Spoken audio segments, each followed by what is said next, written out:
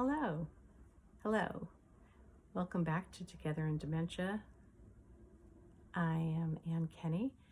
Again, I'm a geriatrician and a palliative care physician who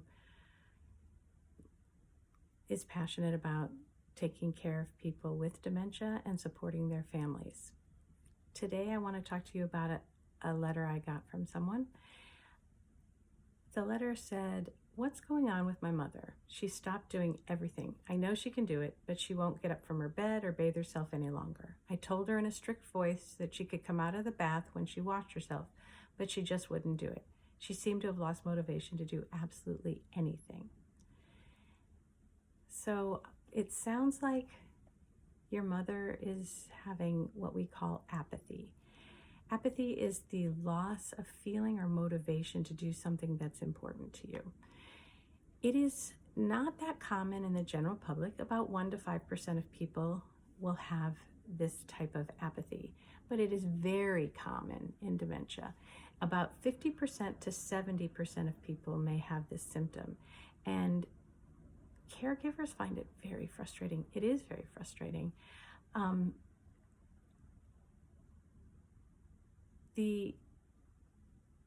It is common in Alzheimer's dementia, but it's even more common in some of the other dementias, Lewy body dementia, fronto-temporal dementia, and the dementia that's associated with Parkinson's disease. So even in there, the numbers may be even higher. So this very frustrating symptom can be more prevalent than it's given credit for, which is, I guess, why I keep getting letters about it. What can you, a lot of family members tell me that they feel like their person living with dementia is lazy or resisting them, but that's not really quite what's going on. There is damage to the frontal lobe, the part of the brain that is important for motivation, for sequential planning, so the step-by-step process, and it is the damage there that makes people appear lazy. They're not lazy. It is so part of the disease. So what can you do about it? One, you need to recognize what the symptoms are. First, there's this lack of energy or motivation to do routine things like getting out of bed, brushing your teeth, taking a shower, toileting. So that is why I think so many people find it frustrating. The next symptom would be lack of engagement with others. In conversations, in activities, often people just seem to sit at the sidelines or not be involved anymore. That can be for a host of reasons, but apathy can definitely be one. Not planning activities that previously made them happy or engaged. And again, it could be that they still enjoy those activities, but they just don't have that sequential planning process going on anymore. And then finally, one of the most frustrating things I've found that people discuss is this lack of emotional response to news or events that should garner a response. I remember so vividly one day when my brother was speaking with my mother and giving her some news, and he was very emotional, very upset, tearing up, and my mother's face was just blank. And I think that broke his heart even more than the news he was sharing. And so that kind of thing can be very troubling to a care partner who feels like, I'm giving as much support as I can and I'm just not receiving anything back. So what can be done about this? One, people often wonder, could this be depression rather than apathy?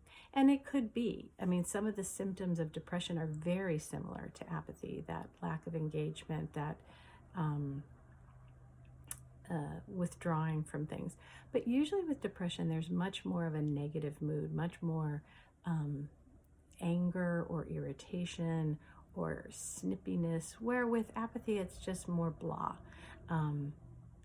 Both can have that not doing much energy-wise, but there's usually a difference. So I would speak to your doctor about that And if that is what is happening, the doctor may prescribe an antidepressant, may not be able to figure that out, but may get an antidepressant going to see if it does elevate the mood. If it doesn't, it's likely apathy, and that antidepressant won't be beneficial, and then can be stopped. Unfortunately, in medicine, we often start things and we don't always stop them. So keep an eye on that, and if that happens, it might be time to stop it.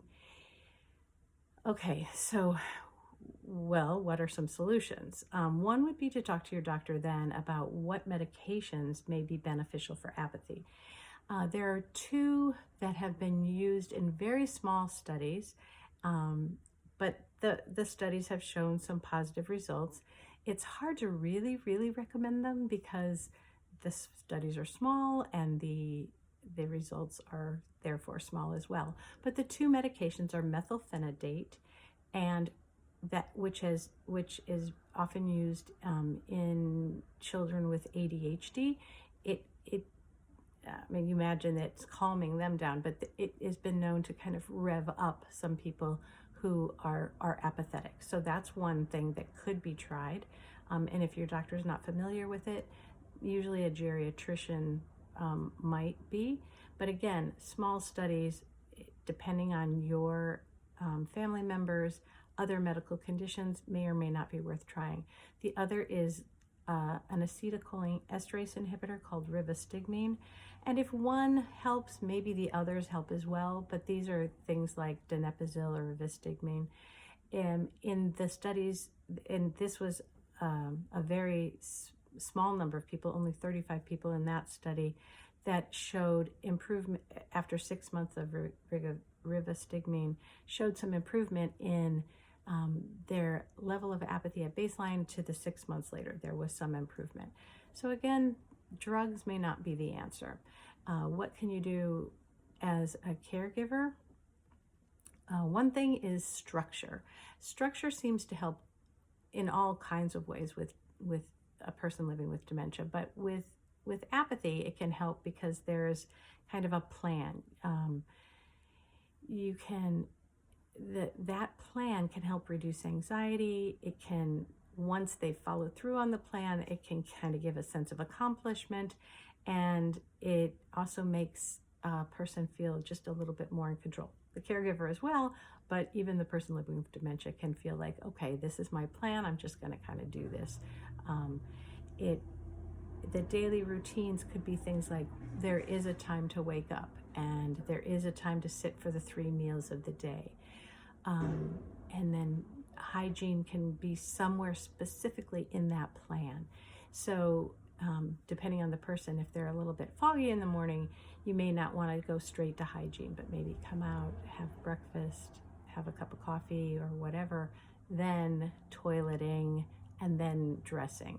That kind of structure helps, like we're going to do this in this order, and it happens like that most every day. The next thing that can be helpful, again, as you recall from before, is the sequential piece is altered. So keep it simple. If, for example, you're thinking about dressing, it's difficult to say to someone just to go get dressed. It might be better to say to place out clothing in the order that you would put them on. Maybe the shirt first, and then the underwear, a pair of pants, then the socks, kind of sequentially on the bed, so that structure is already in place. It will get to the point, or can get to the point, where you can't just lay things out in order, but that you'd have to be there and have them out and put more supervision on that. Let's put on our shirt. Let's put on the shirt. Let's put on let's change our underwear and put on a pair of pants, things like that. So keeping it simple. To encourage social interaction, keeping it simple is not, why don't we call Bob, but we have an appointment with Bob to meet for pizza, and make that a standing outing, hopefully. We're going to a dementia cafe every Tuesday evening. That would be perfect. It's not do you want to go to a dementia cafe? But we're going to the dementia cafe on Tuesday night. People will often say, oh, I don't want to, or, but once they're there, family members, people living with dementia tell me they do enjoy it. It's just kind of that initiation, that motivation to get out the door. So change the vocabulary around it and just make that happen. There will need to be more oversight and more support around planning and structuring and getting people there. If there's resistance, say, just try to keep it light, try to not take it personally or get too frustrated, but just kind of, I like to say, take it seriously, but hold it lightly. So if they're saying, no, I don't want to do that, say, yeah, who wants to, go see Bob? He can be such, a goof, but we're going to do it because it's good for us to get out, and I need a break from these four walls. Just keep it light. No need to fight. Just kind of keep moving the situation forward. And I think my final suggestion for this is take care of yourself. People tell me it is one of the most frustrating behaviors when somebody is just not willing, not getting up, not engaged. So I would say first, acknowledge your frustration. It's very important not to stuff your feelings down, but acknowledge either your sadness or your frustration. Acknowledge it, sit with it and feel it. We often forget that when we're going through this, we don't always have to have a stiff upper lip or show the cheery side. In the privacy of our own room, maybe just the privacy of our own bathroom, sit with it and feel that emotion. Once you've sat with it, then reflect on it and acknowledge it to someone, something. Acknowledge it to a friend. Acknowledge it to a therapist. Acknowledge it to a support group or a journal, whatever you're comfortable with, but acknowledge it and get it out of you and out. And from there, once it's kind of moved through you a bit, then reflect again and think, once you're not holding that negative emotion so much, it becomes much easier to say, oh, this is the disease. It's not personal. And you can probably come at the behavior with a lot more compassion and a lot more love. And that's what we want. We all want to feel more connected. We don't want to hold these negative emotions and get all pent up. We want to feel them, release them, and then use them for our personal growth. Okay, so that's what I have to say about apathy. So to wrap up, I would say apathy is a condition common in dementia, caused by damage to the frontal lobe. It regulates, the frontal lobe is where we have regulation of motivation and step-by-step sequencing and planning. And that's why the apathy is presenting the way it is.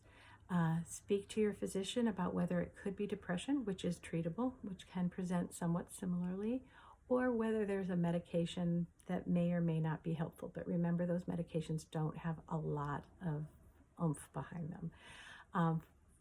Realize then that a lot of the adaptation will need to come from the care partner, and some of the modifications that you might need to do are adding some structure, some oversight and supervision, and some planning. Finally, definitely changing the way you communicate to be less about choices and somewhat more directive, but in a kind and gentle way. And finally, remember that your emotions around this will probably be somewhat mixed, if not frustrated, angry, or triggered. And it's important to feel those emotions, allow them to run through you, reflect on them so that you can get back to a place of connection. So that's what I think about apathy. I know that many people have questions about it, don't understand it. I hope this shed some light on it. If it did and you like this video, please give me a like down below and subscribe to this channel. There'll be more and more content coming your way. And until then, find things about living with dementia, living with being a care partner in dementia at togetherInDementia.com. That's my website. And you can connect with me there or on Facebook. Please reach out if there's anything I can do to make this journey more pleasant for you and your family. I would really like to try. It's been so nice to spend some time with you today, and thank you for hanging out with me. Goodbye.